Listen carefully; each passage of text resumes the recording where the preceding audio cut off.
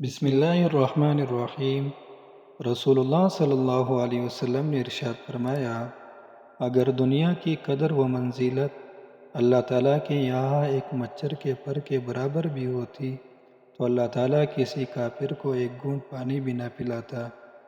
سامعین گرامی، آج ہم بات کریں گے دنیا اور آخرت کے موضوع پر۔ قرآن کریم میں اللہ تعالیٰ نے ارشاد فرمایا، وَمَا هَٰذِهِ الْحَيَاةُ الدُّنْيَا إِلَّا لَهْوٌ وَلَعِبٌ۔ اس آیت میں حق تعالیٰ شانہ نے دو عالموں کا ذکر فرمایا ہے، ایک عالم دنیا کا اور ایک عالم آخرت کا۔ عالم دنیا کا ذکر اس لیے کیا کہ ہم اس میں آباد ہیں اور ہم اپنی زندگی اس میں گزار رہے ہیں، اور آخرت کا ذکر ایمان لانے کے لیے کیا کیونکہ وہ آنکھوں کے سامنے موجود نہیں۔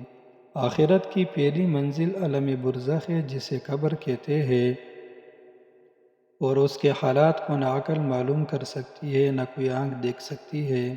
اس پر ایمان لانا ہے اور اللہ تعالیٰ پر ایمان لانا ہے، اور اس کے فرشتوں پر اور اس کے رسولوں پر اور جنت اور جہنم پر ایمان لانا ہے، اور ہر اچھی بری تقدیر پر ایمان لانا ہے کہ یہ سب کچھ اللہ تعالیٰ کی جانب سے ہو رہا ہے۔